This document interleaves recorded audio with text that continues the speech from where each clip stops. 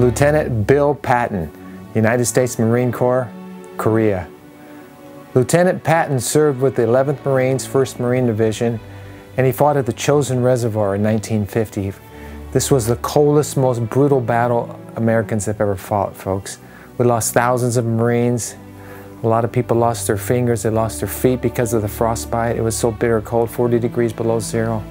Bill tells a chilling story, no pun intended. It's an amazing story from the Korean War, which is referred to as a forgotten war, and to me that's sad. But we lost almost as many people in Korea in 3 years as we did in Vietnam in 10 years. So God bless our Korean War veterans. My father served during the Korean War. My uncle served in World War II with General Patton's 3rd Army. I'd like to thank Brandon Glidden. He's partnered with me, helping me get these stories out. Brandon, thank you, sir. I salute you again. Thank you for bringing to the remembrance of people about the Korean War. You have such a heart and a passion to do that. And as we learn more about your grandfather who served during the Vietnam War. So Brandon, love you, thank you, and God bless you. Okay, folks, it was October 26, 2005, El Cajon, California. In the San Diego area, I was there interviewing a lot of Marines. I was at Camp Pendleton at MCRD, and I found Bill Patton. So Bill tells a great story, and I'd like you to share these stories and subscribe to this channel, folks. Let's keep this thing going. We're fighting for our same freedoms in this country that our veterans fought for on a foreign soil. So people need to hear these stories. These are empowering stories and enlightening stories, and I'm happy to be able to bring these to you. It's been an incredible journey the last 20 years interviewing all these veterans. Most of these interviews were 10 or 15 or 20 years ago, so even though they're uploaded today, they were recorded years ago. Most of these people are gone, but thank God their legacy and their memory lives on for history's sake as our younger generation learns that freedom is not free. God bless you.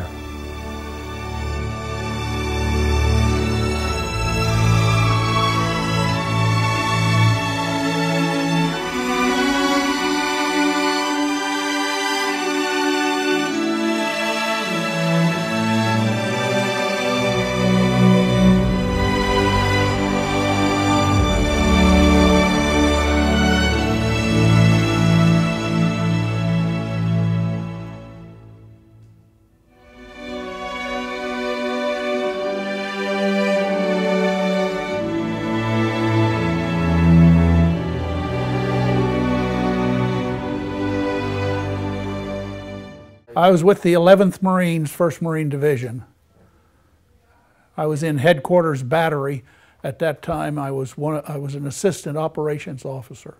Okay. And again, as I told Hardy, I want to focus on this Chosin Reservoir because I have to have a theme, and we'll talk about a few other things, but can you just tell me briefly again the reason we needed to go into this area of Korea, or why we did it, and what we encountered, and start from there.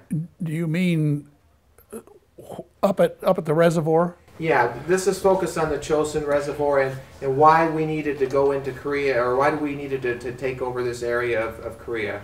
Well, the Chosin Reservoir was just in our area of operations. We had North Korean units on our left flank, and we had an Army unit on our right flank. MacArthur was interested in going fast and pushing. He wanted to go right to the Yalu River and run the North Koreans right up across the river into China. The 1st Marine Division were dragging their feet.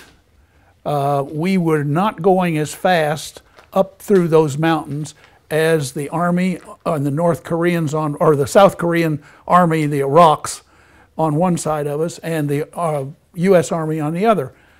Our General O.P. Smith, refused to push and extend his supply routes faster than we could handle it.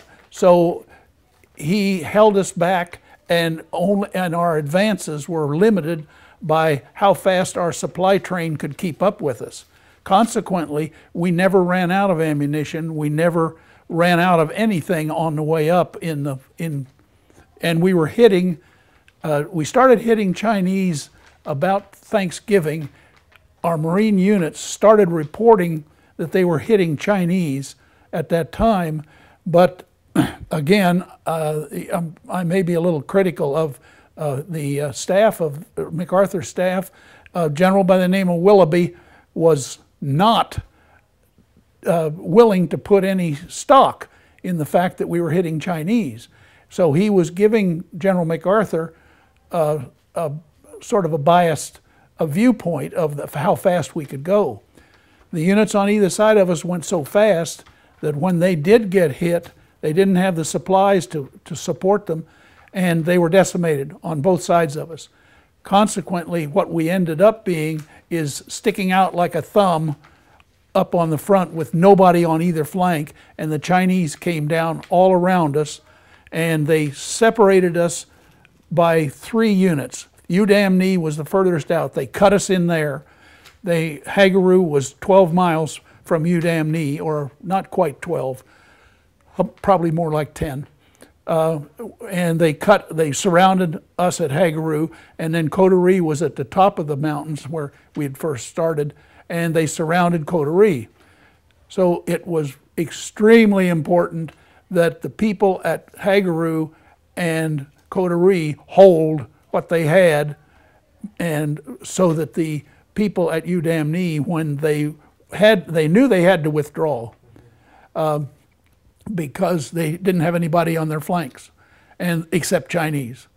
The Chinese were in the number of 200,000, and we were 12,000. So we were greatly outnumbered, but the Marines were so much better troops than the Chinese. The Chinese were using a lot of very young troops who had never been in combat.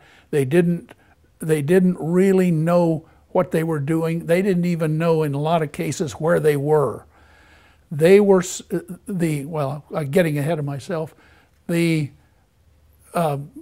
cold set in about the same day that we arrived up there, which was around Thanksgiving or just after Thanksgiving. Now, you have to excuse me for not knowing dates, for it's 2 reasons. One, you're not permitted to keep a diary when you're in combat. So that's a court-martial offense. So there's no way that I can exactly know other than in my memory, and hopefully it's enough to where it will suffice.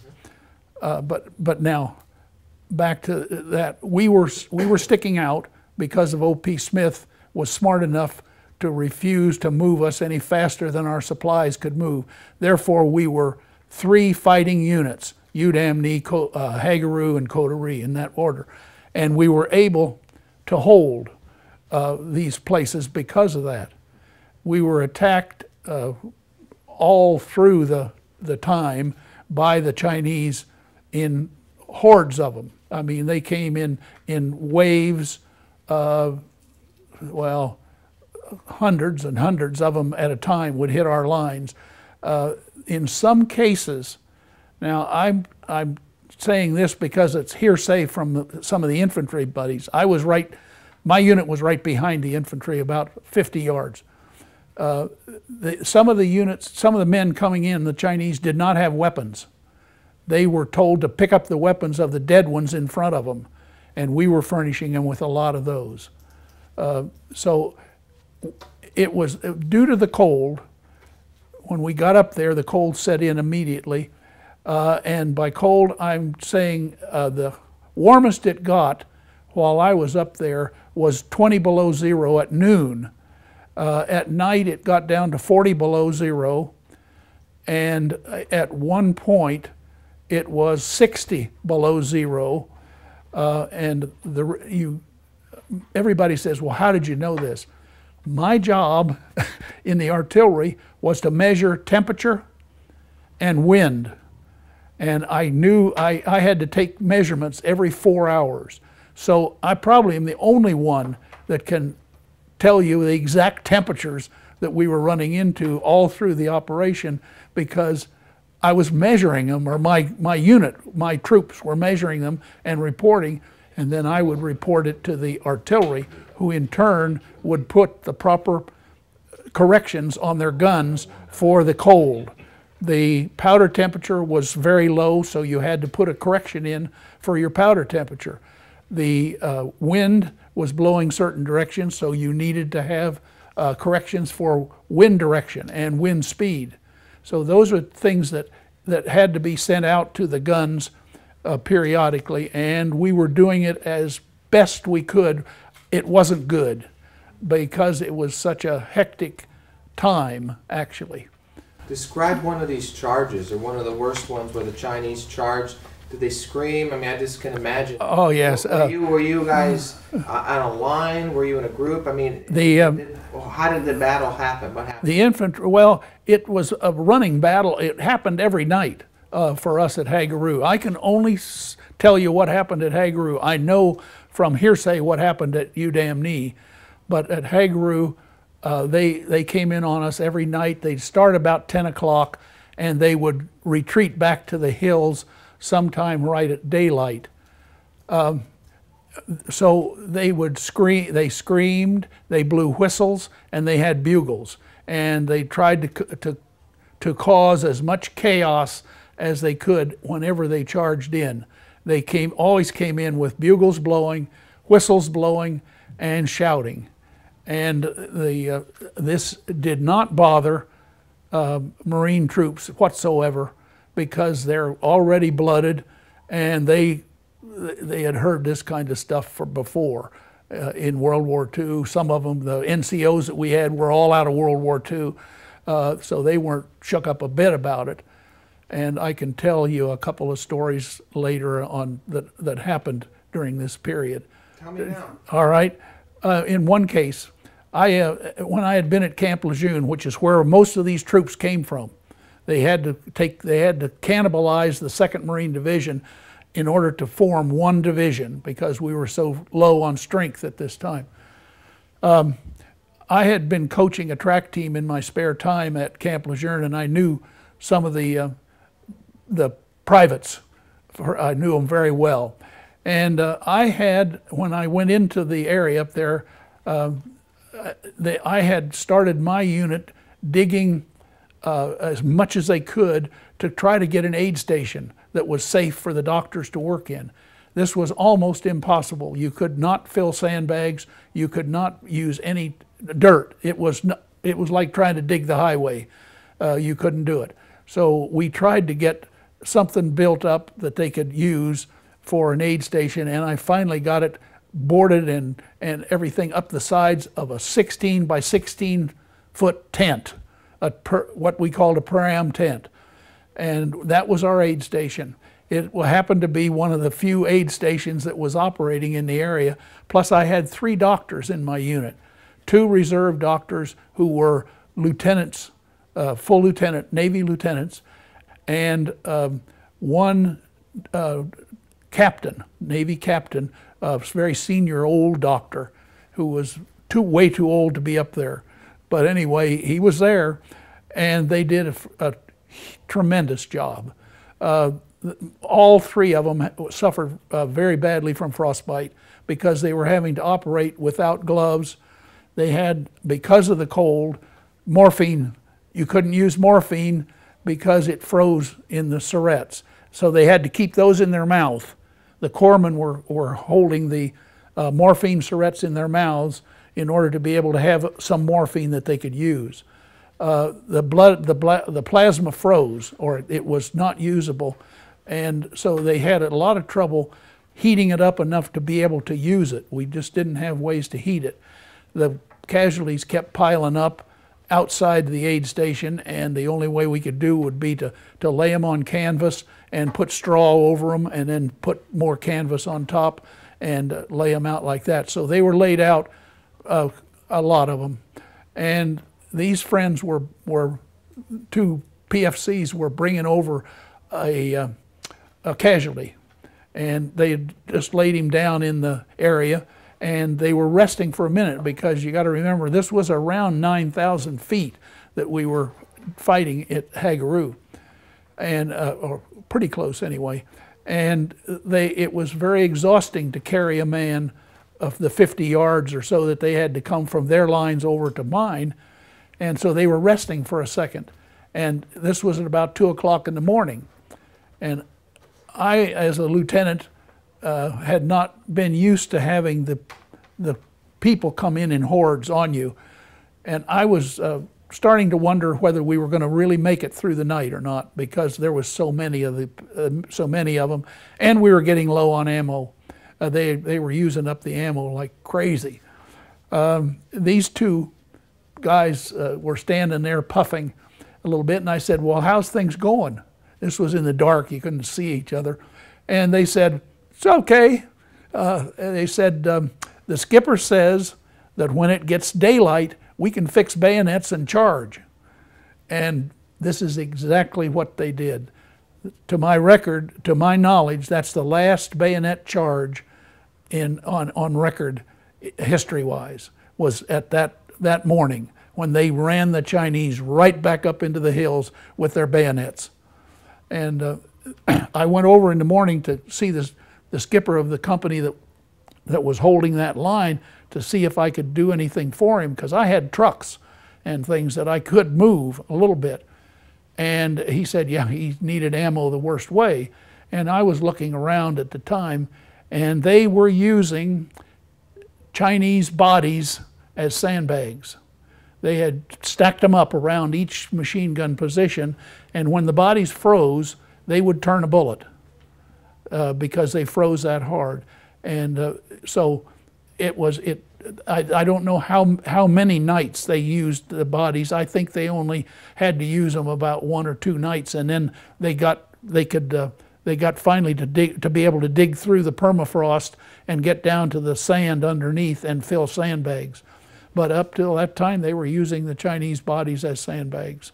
On that bayonet charge that morning, I'm not a part of that. I just heard it. Okay. I heard them go.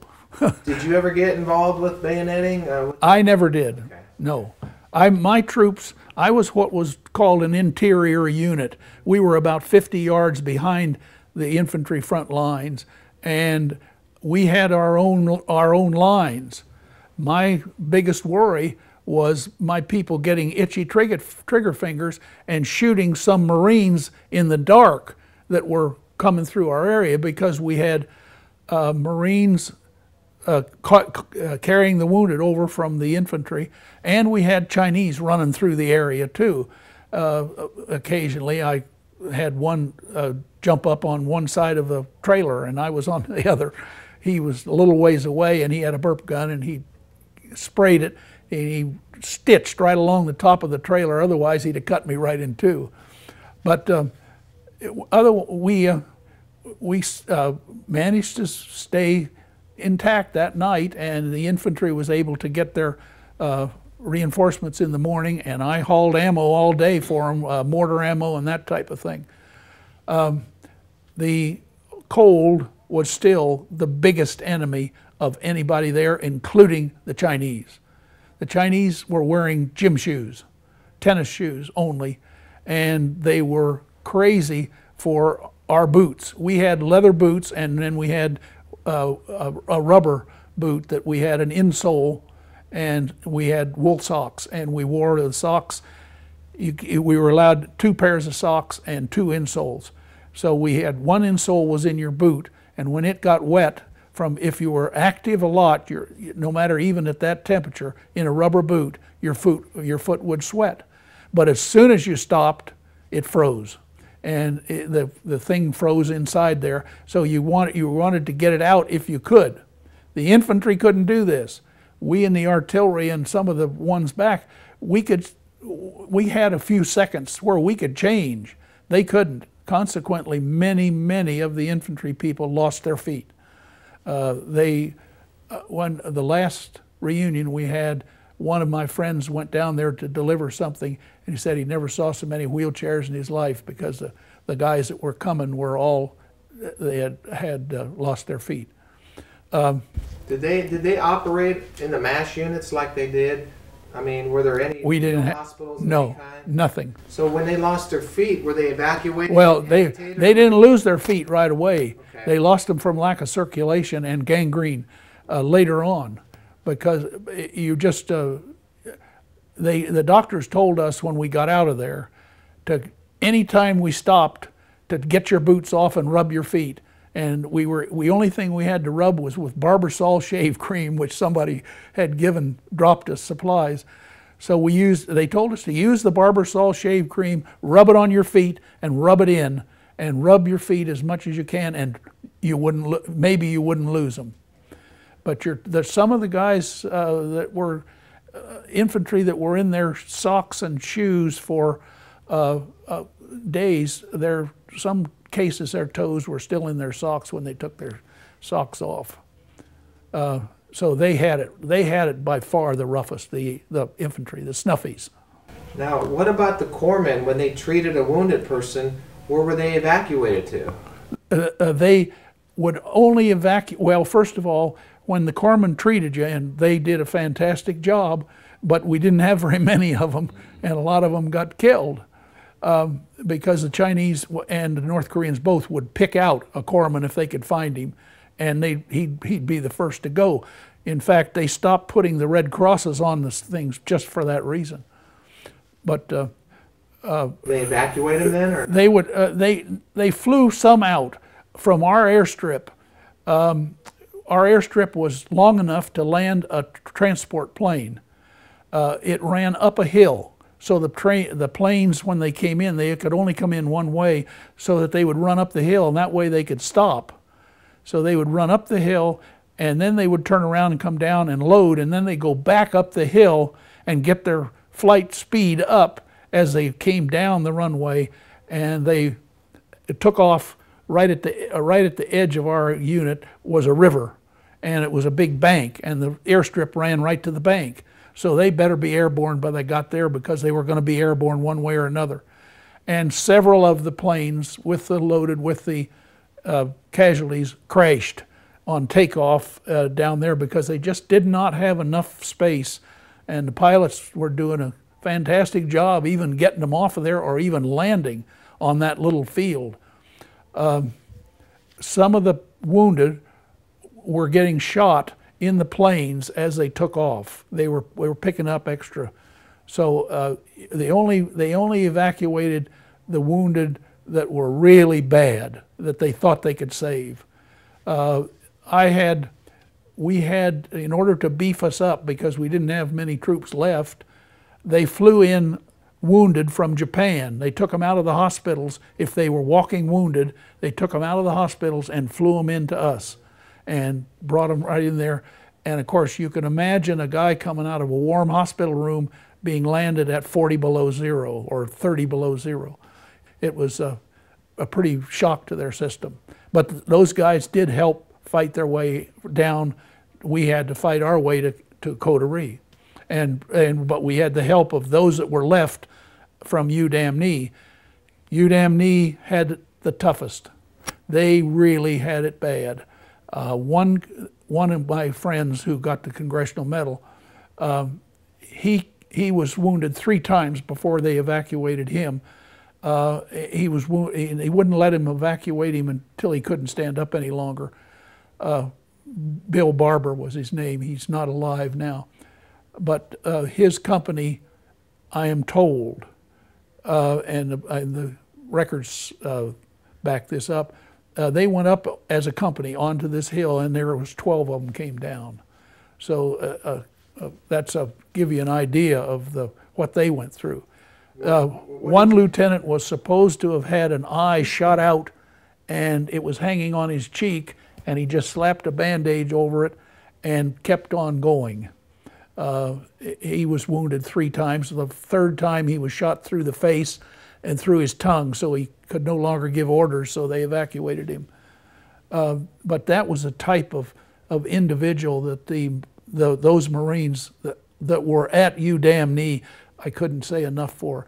When they came into our area, there was one PFC that was dragging, it was all he could do to walk. He was dragging a box of machine gun ammunition on the road behind him on a rope. But he was hanging on to that ammo and pulling it into our perimeter, where they came in there and rested for 2 days, and then we fought our way back to Coterie. So Bill Barber got the Congressional Medal of Honor. Yep. And Carl Sitter also, he was another friend of mine. There were more Congressional honor, Medals of Honor awarded at the Chosin Reservoir than any time in history. There were 19 Congressional medals awarded. And the Chosin encompasses Udamni, Coterie, and what was the third one? And Hagaruri. Hagaroo is the middle one. And I can give you everything that happened at Hagaroo, but the rest of the places I can't. When you said they assaulted this hill, a company, and only 12 come back, I mean... That was at Udamni. Are the Japanese, the Chinese up in there shooting down with machine guns, you think? Or? The Chinese were coming up at these people at the time. They were coming at them. But they just came in such waves that the most cases, the Marines didn't mind them coming in waves. It was when they ran out of ammunition. And that was the time when they got into trouble because they just didn't have enough ammo. My area in Hagaroo, my battery in Hagaroo, I say my battery because I was later detailed as the battery commander because the captain was a casualty, and I took over the battery. One night, we took 92 mortar rounds within the perimeter of my battery. From the Chinese. We had 92 rounds. I counted them in the morning. They only made a hole about big enough for your fist to sit in, a mortar round, because the ground, as I say, was so hard. So you could count them real easy, just go around and count the holes. As the mortar rounds came in, the cold worked in our benefit. The round would tail all the way up to its apex, the mortar round coming from the Chinese. So you could hear them when they fired it, and you could see it going up, and when it burned out right at the top, then you knew it was coming down and would be in your area within a certain line. You knew to hit the deck, and if you were on the deck, unless it hit right on top of you, you could live through it okay. A little hard on your ears, but otherwise it was... Well, Bill, now, Pork Chop Hill was an Army operation? No, there was Pork Chop Hill was later on, after this. Side question here. That's something that the Army, I would probably ask Army. I would say so, but I'm not real sure. There were Marines involved in all those hills out in the DMZ that later became the DMZ. That was when everything stabilized in Korea, which was in the... Well, it's pretty well stabilized late in the fall of 51. I'm going to research. Did you ever see the 1959 Gregory Peck movie called Pork Chop Hill? Mm-hmm. I have, yeah. An action movie. Because that was, I'm wondering again if that was they were Army or Marines. That was Army, as I recall. Now, that's why I say I don't remember. I know some of the other, I had friends on some of the other hills out there. I won't take any time for that. I'll be researching some of that. But that's later. Yeah. So, I mean, to me, the cold would have been just, again, I don't know how you guys did it. That's just amazing. I had, in my part of the column coming out, fighting our way back to Coterie, to where Hardy was, I had a truckload, I had one big 5-ton truck loaded with dead. And they were stacked in like cordwood, about 5 or 6 layers deep, with feet sticking out on either side of them. And by the time we got to Coterie, every one of those bodies had had the boots removed by the Chinese coming into our lines at night while we were held on the road by an ambush or something. They would come in, take the shoes off of our dead bodies, and they were all barefooted by the time we got to Coterie. This was a truck you drove, or you? No, that was a one in my column. I had one of the trucks bringing them out. We also brought them out on the radiators, laid them across radiators of the trucks and on the front bumpers, and any place we could put them, on the fenders, bodies, or in some cases wounded in sleeping bags. I had a truck. When I got ready to come out, I knew I was going to have wounded, and I knew that the wounded would not live long in the cold, because give them about 30 minutes and they'd freeze to death once they stopped moving. So I had a truck, and I had them weld a stove in the truck, and I had a 55-gallon drum welded on the side of the truck for the diesel fuel to feed the stove. And I had one guy, the driver in that truck, and who was with him, their job was to keep that stove going right. The old stoves had a way of running away with the diesel stove and would cause fires. So you had to watch them all the time. But this stove was in the back of the truck to keep it warm specifically so I could put my wounded in that truck and save them if I could. And we did. It worked out very well, and we saved some guys that were hit on the road out.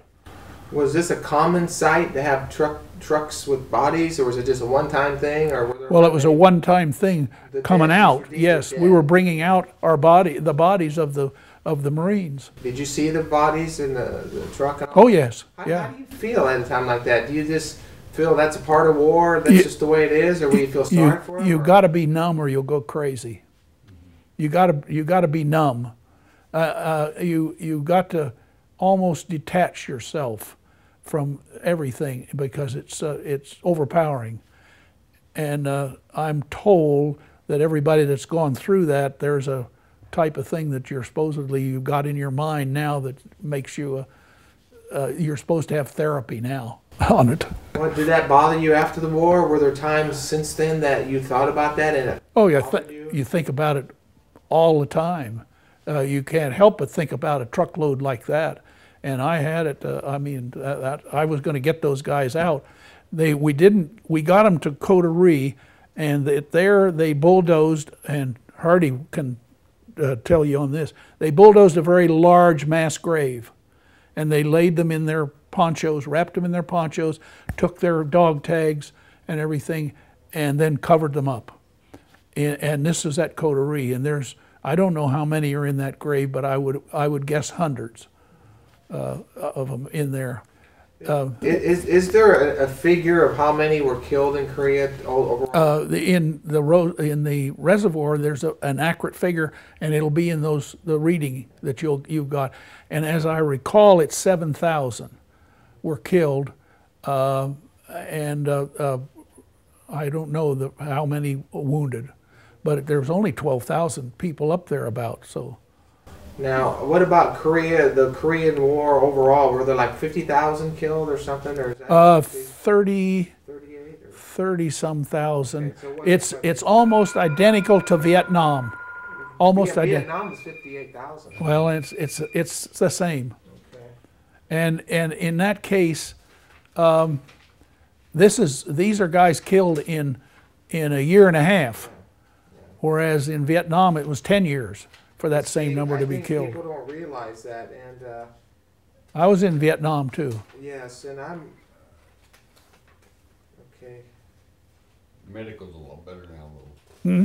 The medical's a lot better now. Oh yeah, much better, much better. With the evacuation by helicopter as fast as they're doing it, and they're moving the MASH units up close. They got antibiotics. Now, as far as the MASH units, we watched the television series. We didn't have any up there. But there were hospitals like that in Korea. There were hospitals like that in Korea, you bet. But you know, the series on television, MASH, I think that's Army. They're basically. It's Army, yes. So yeah. And I'm sure that wasn't a very good portrayal of Korea. So anyway. I don't know. It might be.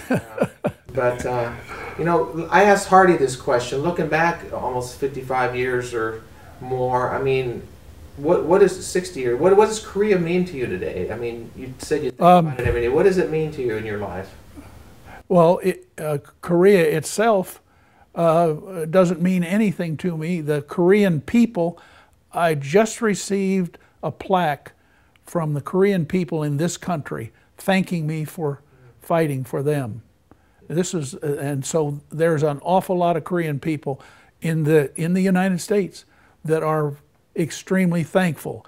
I can give you another incident of a Korean. I was the senior officer at Fort Sill, Oklahoma for the artillery, and we had a lot of foreign officers in the classes. We had a Middle East officer, and I'm not sure whether it was Lebanon or one, but he made a derogatory remark about the U.S. in class. a Korean student turned around and decked him right in class and said, "Nobody talks about the U.S. in front of me," derogatorily.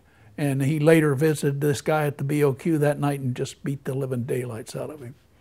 In Vietnam, were you part of the helicopter warfare or anything like that? Yeah, I was commandant of the headquarters commandant of the 1st Division. So, and that was... I had 3,300 people in my unit at that time. Did you go over in '65 when Johnson ordered the helicopter? I was over there before that. Yeah. I was over there in '64. What can you just tell me briefly about the helicopter warfare in Vietnam? I mean, I wasn't involved with helicopter warfare other than riding in them, okay. And I didn't like that a bit. I used to ride them to the fire bases, and also to check on some of my troops, because I had troops spread all over Vietnam practically. And but I found the helicopters were great. I mean, they got evacuations back to medical treatment so early that they saved many, many more lives than previously. Were you involved with any of that, evacuations with those helicopters? No, I can tell you a funny story on Marines. I was sitting one day in my office and I got a call from an Army colonel up at Hue City, which was right on the edge, and he said, "It's really great for you to keep a Marine liaison here with my Army unit. He keeps order in the club and everything." And I said, "I'm sorry, but I don't have any Marine with your unit." He said, "Oh yeah, you do." And he said, "He's a great big man. He's about 6'6", and he weighs about 250 to 275 pounds. He's a black Marine." And I said, "Hang on to him. I'll have MPs on the way to pick him up." I sent the MPs up there. They picked this guy up. He was carrying his jacket with him yet. He had not tried to absent himself. He had been had gone up to the helicopter pad to be lifted into Chosin. And that was when Chosin was really getting shelled all the time. And it was too foggy that day, so they sent him back to the holding area. And the next day he came back to the pad, same thing, socked in, helicopters weren't flying, back to the pad. They told him at that time when they sent him back, "Look, don't come back until we call you." 2 years later, he's waiting to be called. His enlistment has expired. He's been testifying in court-martials against people. He's been working as a bouncer in an Army club in Hue City. And he was a monstrous man, a big man, like a pro football player. And evidently he hadn't tried to absent. When they brought him in, our legal people said, "We're going to court-martial him for desertion." And I said, "I don't think you can." And they said, "Yeah, we're going to do it." About 2 days later, they said, "We can't court-martial him for desertion. He didn't try to absent himself, and he didn't try to be secretive." And so but his enlistment had expired about 6 months before, and he had never received any pay in 2 years. But he was working up there as a Marine. We've just got a few minutes, and I got to get to okay. Here, but the helicopters. One more question now. The Huey helicopters, and again, I'll be delving into this when I do Vietnam, but they took troops into battle just like the Higgins boats dropped. Yes. In the areas, they dropped them off, and then they were used for usually Marine squads, a squad of Marines, or maybe better. Yes. So that was the transport into these jungles. Transport in. Yeah. And they dropped them off, and then sometimes they would come down and pick them up if they had an LZ, which was which they could land at. And sometimes if they couldn't, the troops had to fight their way back and get out of there. It was a new warfare in Vietnam. It was a new little type. There wasn't any front lines. You had fire bases, fire base where the Marines would be on a hillside or top of a hill, and it would be totally surrounded with barbed wire, and that they would be in there, and the VC would they would patrol out from these fire bases and come back at night. And so by patrolling out, they would control the area all around. It made it a little difficult for the VC. But we had to bring our troops in by helicopter because we couldn't walk in, right? I mean, that's basically... Well, yeah, you could walk in some places. You could some places go by truck, but normally, yeah, it's fastest to lift them in by helicopter. But if you're taking a big unit in, like a battalion, you're going to go by truck convoy down the road, and you're going to have lots of support. Well, I'm thinking of the Aldrain Valley and that movie We Were Soldiers with Mel Gibson, based on the book by Hal Moore. I don't know if you saw that movie. I haven't. It's a good portrayal of that, one of those first air mobile division battles. But those were Army units. Yeah. We had the Army helicopters attached. I had a helicopter attached to my unit that I could use any time, and we used him for patrolling what we called the missile belt. There was a certain belt around Da Nang where they had to get into that belt in order to hit Da Nang. And so we knew where they would come, and they would only come in that far, and then they would fire their missile and get out as fast as they could, get back out and disappear. Very, very difficult to fight that type of an individual because you never knew. They chose the area, they chose everything, the time, everything. Just a couple of closing questions. Why is Korea referred to as the Forgotten War? Because the people just did not really know much. When we came back, you would talk to people and they didn't even know that there was anything going on over there. So, and then there were never any parades or anything like that. Now, there was never any acknowledgement of our service in Korea. The way I handled it, being a regular, I said, well, this is what our job is. Our job is to keep America safe, and if they don't realize it, we must be doing our job pretty well. And the only time it bothered me was if you got spit on, or if you got hollered at rather derogatorily. They used to call us pigs. I was with a unit that was, we had to visit some of the college campuses after Korea, and the college students would holler pigs and things like that because we always wore uniforms. Well, what changed from World War II to Korea to call you pigs? I don't understand. What changed? There was an anti-war attitude in the United States, and there is no doubt in my mind that there would be a communist Asia now if we hadn't stopped them in Korea, because they were going that way, and it was just a matter of just falling one after another. And when World War II ended, the reason the U.S. was in it at all was the U.S. was given South Korea to help. We were to help South Korea come out of it after the war. And the Russians were given North Korea. Well, the Russians used North Korea to arm and get communism. The United States, South Korea, we were trying to build a democracy. We were just going along and teaching the people and trying to build a little bit of an army, because the Koreans had been occupied by the Japanese for 75 years. And they didn't have any army, they didn't know anything, they didn't know how to govern themselves. The Japanese had done all this for 75 years. So South Korean and the North Koreans needed guidance. And Russia was supposed to furnish the guidance for North Korea. The United States was supposed to furnish the guidance for South Korea. And the guidance from North Korea was, go down and take South Korea. And we said, no way.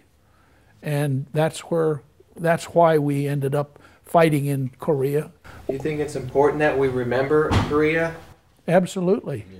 Why? Just like any other combat where our troops are fight and die, it should be remembered. It should be remembered by all the people in the country. All the people should be thankful for all of those guys that gave their lives, and there were a lot of them. As I said, same as in Vietnam, same numbers. What about... Except Korea has many, many more missing in action. We have over 2,000 missing in action in Korea, whereas they only had, I think, 200 missing in action in Vietnam. What about, I got to wrap this up, just briefly, what does the American flag mean to you in this country? Well, it is our country. Every country has to have a symbol. The Romans had their standards. The Roman army, they fought harder for those standards than they did for Rome, that's for sure. And in turn, the flag is our country when the people look at it overseas or anything. It is the United States. And no matter what some people do, the flag is still going to be the United States. And this is why I think there is a place for a law that says you will not desecrate our flag. How about one more question, freedom. What does freedom mean to you? To live like you want to live and to let other people live like they want to live as long as they stay abiding by the laws. But that's freedom, and that's the way I look at it. And what would you tell a young person about the price for freedom? Very high, but be ready to pay for it because it's worth it. All by friendly troops.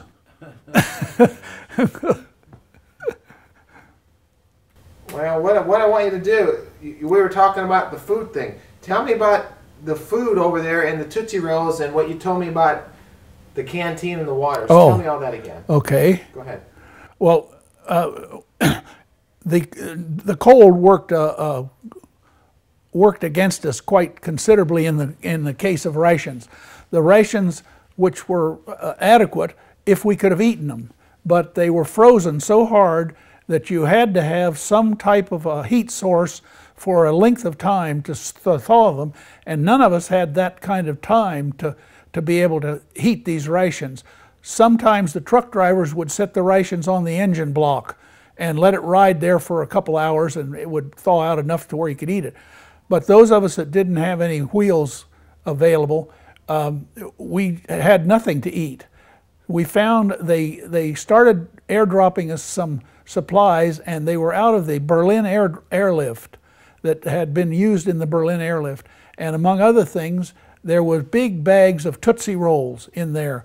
Consequently, those things got passed around to everybody, and on the way out, when we were fighting to get through to go down the hill, we would put the Tootsie Roll in our mouth and let it sit in there and carried it as long as it took for it to thaw out enough so we could chew it.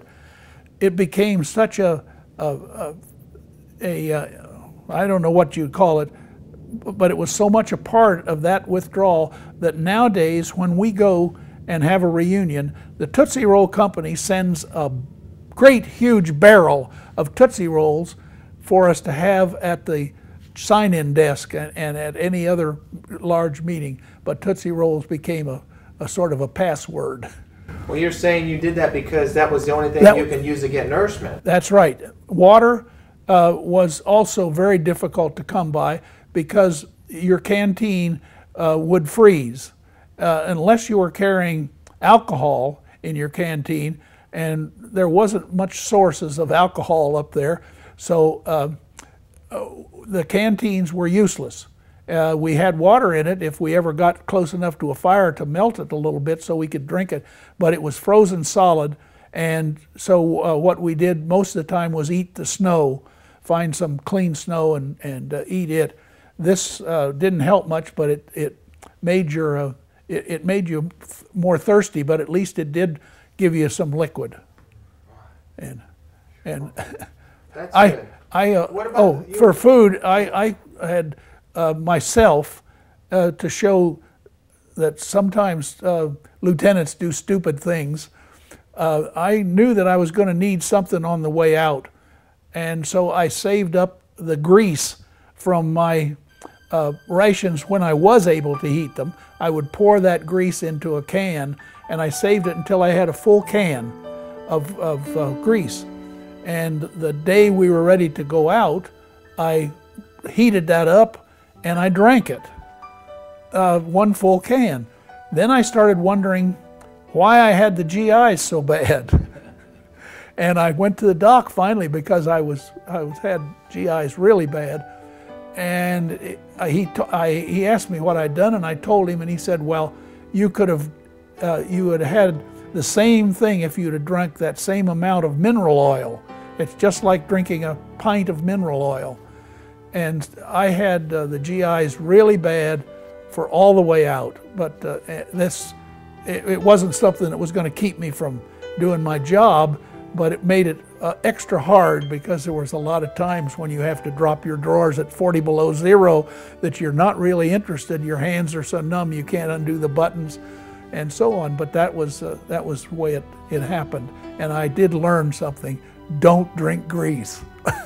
One more thing, and this will be the last question. You mentioned the white phosphorus grenades. You said those were being used. Explain how they were being used and what kind of damage they did. Well, they were firing mortar rounds that were white phosphorus and white phosphorus grenades both.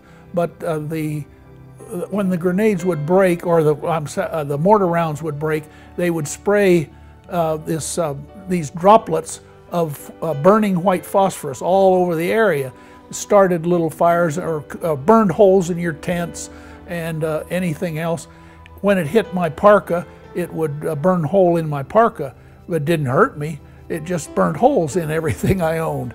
And if it got on your skin, it did hurt you because it would stick and you couldn't get it off, and it was burning at the same time. So you really had to dig it out of your skin if it got it. One of my sergeants got hit in the eye with a white phosphorus, and his head swelled up to where you couldn't even recognize him. But otherwise, the white phosphorus didn't really kill anybody. It just would really put you out of action if you got hit skin-wise. You'd be burned badly. Can I have you do a salute? And when I tell you, okay, into the camera. Haven't saluted in a long time. Sitting down in particular. Okay, go ahead. Good. Nobody can tell he's sitting down though.